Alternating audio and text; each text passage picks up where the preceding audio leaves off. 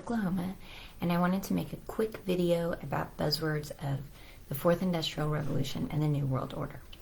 I'm going to try to do this in 5 minutes, so you could share this video easily with people who don't have a lot of time. So I'll just go through pretty quickly here.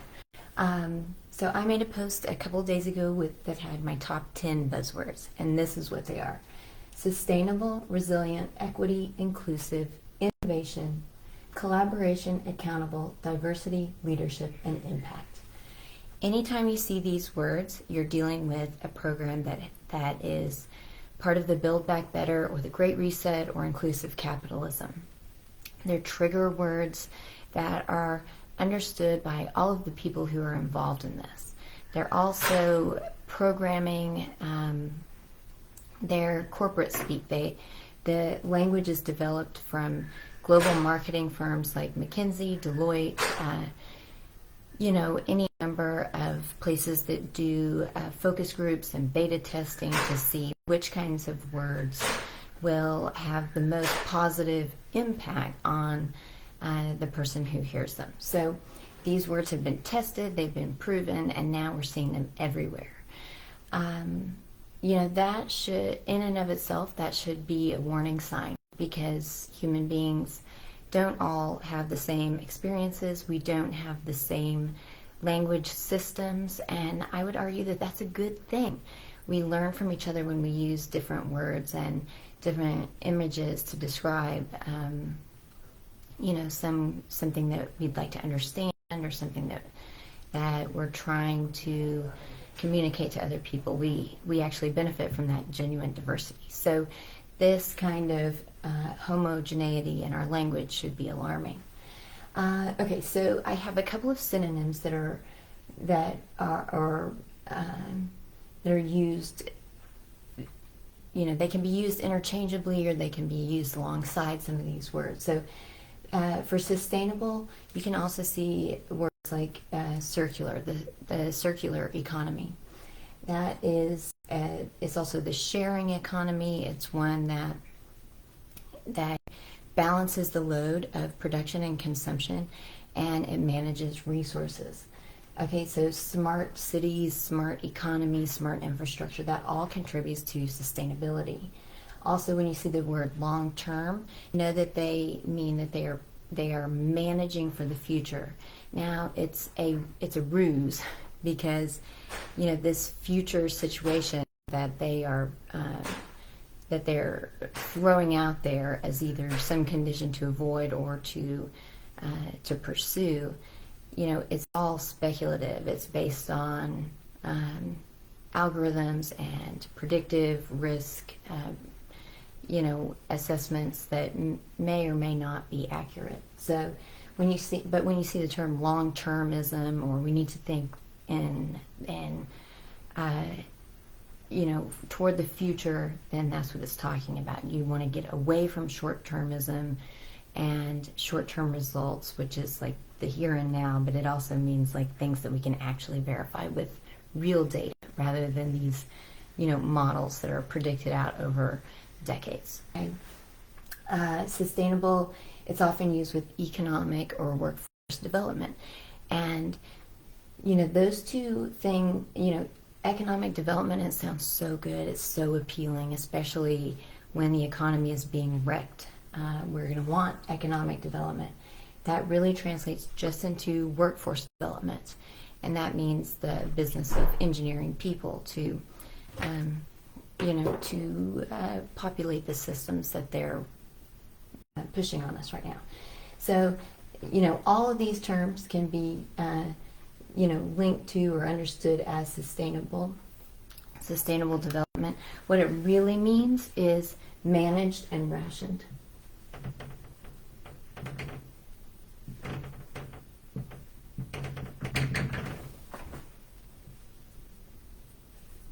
Okay, top-down approach, managed and rationed, that's what sustainable development is. Inputs and outputs are balanced. Okay, the next one is resilient, and that can also, some of the synonyms that we see are adaptable, digital, preventative. Resilience really is a strategy for predictive risk profiling.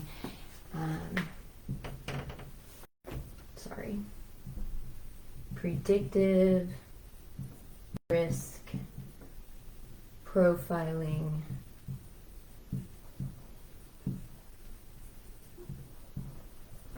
and management. Okay, so in a video on inclusive capitalism, I talked about how resilience really means you have backup workers, you have gig work, you have job sharing, you move everything to digital, like work from home, it's all virtual, and that decreases the risk for corporations from any kind of disruption that might occur, like, you know, new pandemics or severe weather events or whatever. Okay, equity, we see terms like fairness, alignment, prosperity for all, equity of outcomes, so they want the same results for all people.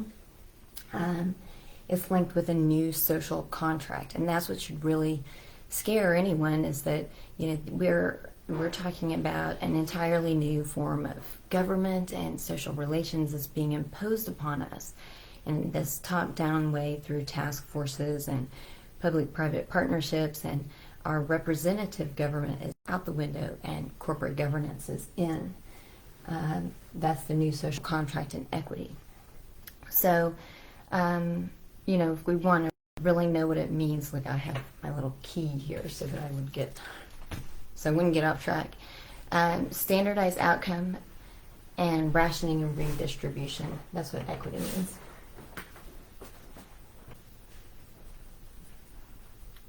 Standardized outcomes.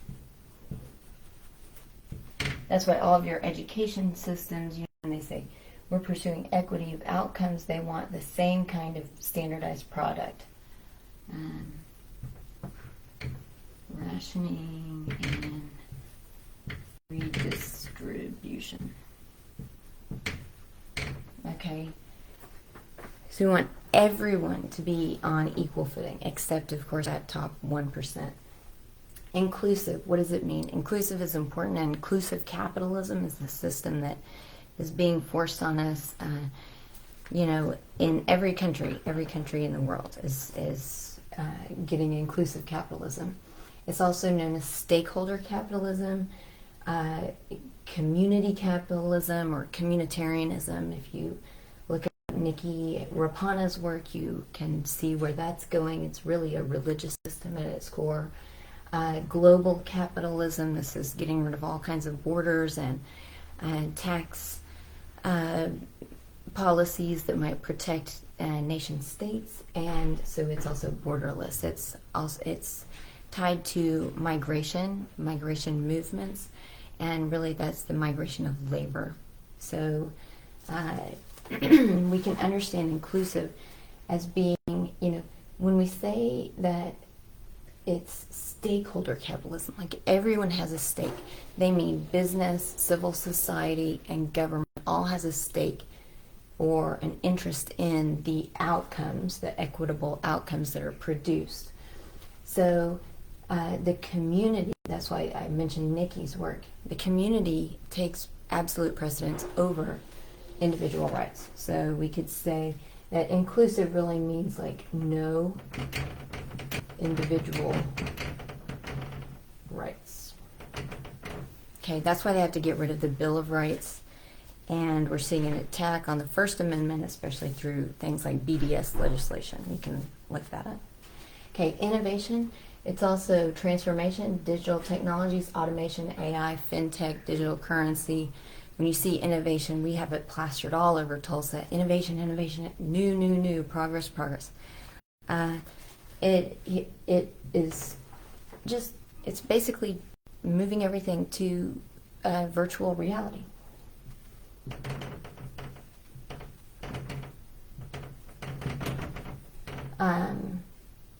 What's new, what's automated, I mean, this is like the technological side of the fourth industrial revolution.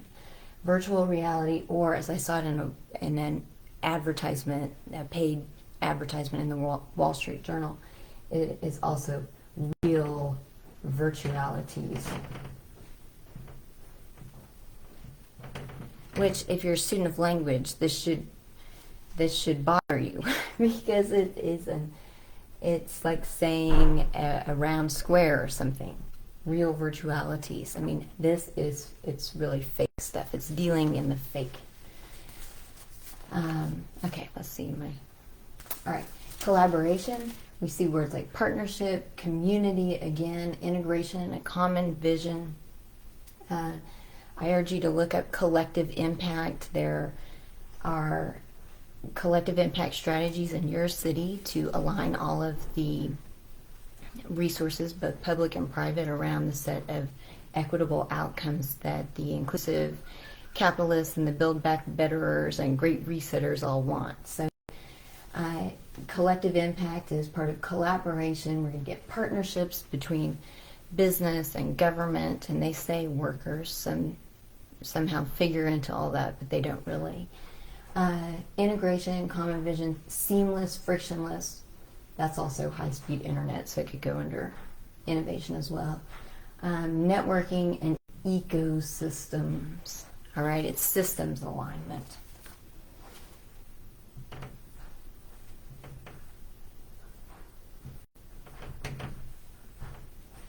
That's why we want all of our education standardized, because you want a uniform product that any consumer of that product, which these are the big corporations, any consumer of that product can trust the result that it has, or the content of that product, the quality of it, because it's a standardized product. It's like going to eat at Chili's or McDonald's or something. Okay, let me just mention, let me write this down. Collective impact. There are 5 conditions of collective impact. That there's a very important article that was written about it. And we have common agenda or purpose, shared measurement, mutually reinforcing activities, continuous communication, and backbone support organizations. I'm going to have to stop this and come back because I have a contractor who showed up at my house. So I'll stop this and then I'll come back in just a bit. Okay,